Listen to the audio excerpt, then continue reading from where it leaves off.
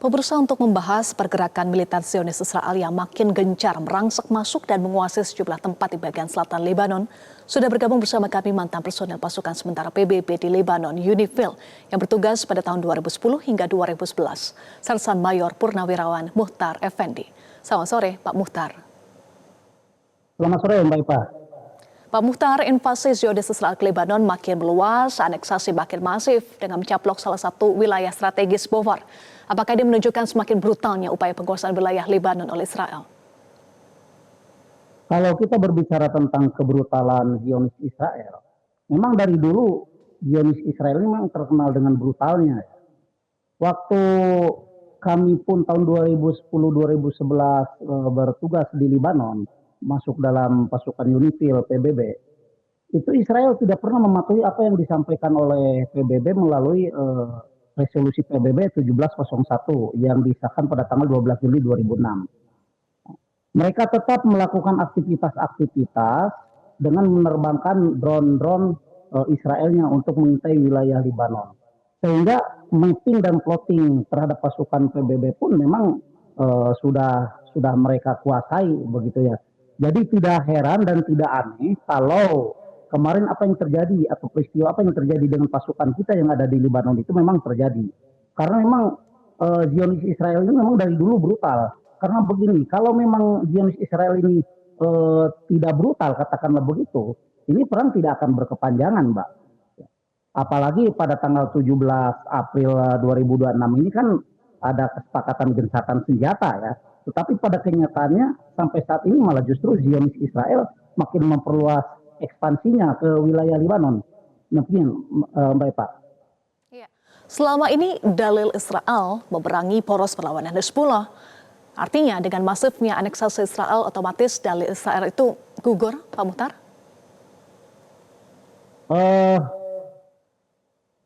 Memerangi Hizbullah, mereka begitu dalilnya. Saya pikir itu hanya alasan-alasan yang dibuat-buat saja. Tetapi pada kenyataannya Zionis Israel bukan saja memerangi Hizbullah. Kalau mereka memang hanya memerangi Hizbullah, mereka tidak akan menyasar pasukan PBB yang ada di Lebanon dong. Yang jelas, kalau menurut saya pribadi sebagai pasukan yang pernah berada di lapangan, Israel itu bukan saja untuk menyasar perlawanan Hizbullah, tetapi mereka memang sengaja untuk melakukan perluasan wilayah terhadap wilayah Lebanon yang menurut mereka sangat strategi untuk dikuasai, untuk dilebarkan pelebaran wilayahnya. Demikian, Pak. Pak Muhtar, saat ini yang menjadi target pasukan Zionis adalah Lebanon Selatan. Tapi ada pernyataan Netanyahu yang memberikan perintah ke IOF untuk invasi lebih dalam. Apakah artinya target invasi akan meluas sampai ke wilayah-wilayah lain di Lebanon? Itu yang saya bilang tadi ya. Yang saya bilang tadi bahwa sasaran Zionis Israel ini bukan saja perlawanan yang dilakukan oleh Hizbullah ya. Tetapi justru sasaran daripada Zionis Israel ini adalah bagaimana caranya wilayah yang ada di Lebanon itu mereka kuasai secara masif begitu. Karena kalau misalkan yang disasar oleh mereka hanya perlawanan yang dilakukan oleh Hizbullah saja, Hizbullah ini kalau saya lihat konsentrasinya ada memang di wilayah Lebanon Selatan, khusus yang berada di wilayah Tulin, Kabrisan, dan Asawanin. Artinya secara keseluruhan wilayah Lebanon Selatan itu tidak akan mereka ekspansi hanya untuk menyasar perlawanan Lebanon hanya untuk menyasar perlawanan Hizbullah saja. Jadi alasan-alasan yang disebut oleh Netanyahu itu hanya alasan-alasan untuk membenarkan apa yang dilakukannya selama ini terhadap negara Lebanon, demikian. Lalu bagaimana perlawanan Hezbollah selama ini untuk menghadapi potensi agresi jangka panjang dari Lebanon, dari Israel ke Lebanon? Ya, saya pikir Lebanon terutama Hizbullah ya, mereka akan tetap melakukan perlawanan sampai titik darah penghabisan. Karena walau bagaimanapun secara historis Lebanon dalam hal ini Hizbullah itu mereka eksis untuk mempertahankan kedaulatan daripada negara Lebanon. Dan jangan dikira bahwa tentara pemerintah dengan Hizbullah tidak bekerja sama. Menurut saya tidak mungkin. sebuah negara yang dilakukan yang diekspansi oleh oleh Zionis Israel tidak melakukan perlawanan secara bersama-sama, begitu ya. Oke. Apalagi Hizbullah ini adalah salah satu koalisi pemerintahan Lebanon, sehingga kalaupun Hizbullah yang melakukan atau dominan melakukan perlawanan, ini jelas ada backupan daripada pemerintah, dalam hal ini adalah militernya. Demikian. Militernya, oke. Militernya LAF ya, Pak. Sejauh mana Ya, betul, signifikansi LAF, Lebanon, peran dari LAF ya, untuk Army mendukung Force, perlawanan ya. Hizbullah? Betul. Jadi kalau ada yang bicara apakah atau ada yang mempertanyakan apakah hubungan Hizbullah dengan tentara Lebanon misalkan ya dengan adanya seperti ini harmonis, karena di satu sisi ada pernyataan bahwa pemerintah Lebanon tidak mengharapkan adanya perlawanan yang dilakukan Hizbullah. Saya pikir pernyataan itu pernyataan yang yang tidak berdasarkan fakta ya. Karena faktanya Hizbullah dengan pemerintah Lebanon memang mereka sama-sama mempertahankan satu misi dan satu visi, yaitu mempertahankan kedaulatan daripada negara Lebanon. Sehingga sangatlah mungkin dan dipastikan bahwa antara Hizbullah dengan tentara pemerintah Lebanon itu bekerja sama. Cuman memang yang dalam hal ini yang melakukan perlawanan lebih dominan dan paling depan adalah tentara Hizbullah. Demikian. Apa indikator yang menunjukkan kerjasama antara LAF dengan Hizbullah dalam mempertahankan kedaulatan negara Lebanon dari ancaman penjajah Zionis? Ya, ke permukaan kan tidak nampak oleh kita ya. Ke permukaan ini kan tidak nampak oleh kita. Bentuknya seperti apa? Tetapi yang menjadi pertanyaan yang mendasarnya adalah apakah mungkin Hizbullah yang merupakan salah satu elemen daripada negara atau bangsa Lebanon dibiarkan begitu saja melawan sendirian Zionis Israel oleh pemerintah Lebanon, terutama dalam hal ini adalah militernya. Itu kan hal yang sangat tidak mungkin ya. Walaupun memang yang paling nampak dan paling kentara oleh mata dunia itu adalah yang melakukan perlawanan itu Hizbullah. Kalau ditanya apa sih bentuk konkretnya daripada bantuan daripada pemerintah Lebanon melalui militernya, yang saya tadi sampaikan, kita tidak melihat secara konkret di permukaan apa sih bantuan yang diberikan oleh tentara pemerintah Lebanon terhadap perjuangan Hizbullah.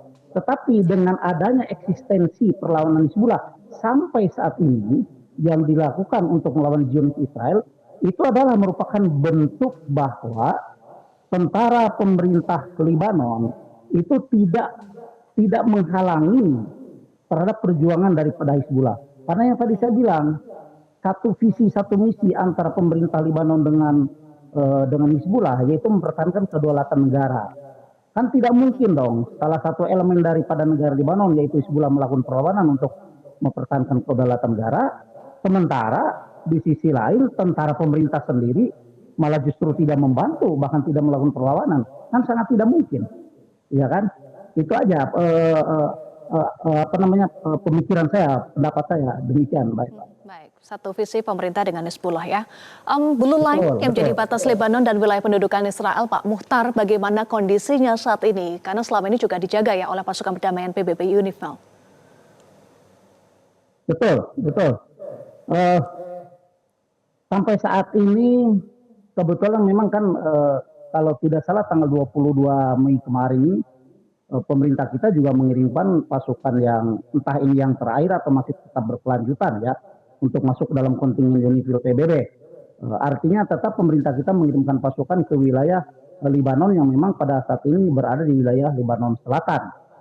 Jadi eksistensi daripada pasukan PBB tetap diperlukan di sana, walaupun secara de facto Zionis Israel itu tidak mengindahkan tentang instruksi daripada PBB untuk tidak mengganggu pasukan perdamaian yang ada di sana. Tetapi tetap PBB memegang komitmen bahwa selama resolusi 1701 ini belum berakhir, PBB tetap akan mengirimkan pasukan yang statusnya sebagai penjaga perdamaian di Lebanon Selatan. Baik, Pak Muhtar. Demikian. Iya, Ya. saat ini ada upaya negosiasi dan gencatan senjata. Seberapa signifikan diharapkan bisa mengakhiri agresi dan menciptakan perdamaian yang permanen?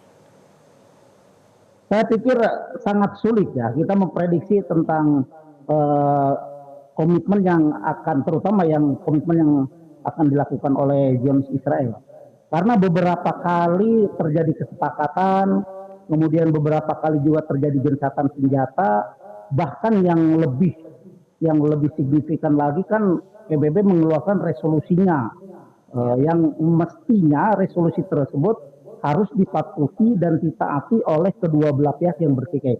Tetapi pada kenyataannya sampai saat ini Zionis Israel tetap melakukan aksi-aksi serangan terhadap wilayah sekitar, terutama dalam hal ini yang saya menjadi fokus pembahasan saya adalah Lebanon. Ya. Artinya, sehebat apapun perjanjian yang dibuat, sehebat apapun kesepakatan yang dibuat, selama pertama PBB tidak bertindak tegas terhadap pihak yang melanggar daripada perjanjian dan kesepakatan itu, yang kalau saya bilang secara langsung adalah Zionis Israel, ini tidak akan terjadi kesepakatan yang signifikan. Kecuali kalau memang PBB berani mengambil tindakan yang tegas dan konkret terhadap Zionis Israel ya. Karena kita kalau kita berbicara tentang PBB, kita berbicara tentang perdamaian, ini bukan berbicara lagi tentang satu pihak, tetapi sudah Baik. berbicara tentang umat manusia pada keseluruhan. Kan demikian, Mbak Eva. Sikap tegas dari PBB itu yang dibutuhkan. Terima kasih Betul, Serma betul. Purnawirawan Muhtar Effendi, mantan personel pasukan sementara PBB di Lebanon Unifil tahun 2010-2011 sudah bergabung bersama kami di Metro hari ini. Jelajahi cara baru mendapatkan informasi. Download Metro TV Extend sekarang.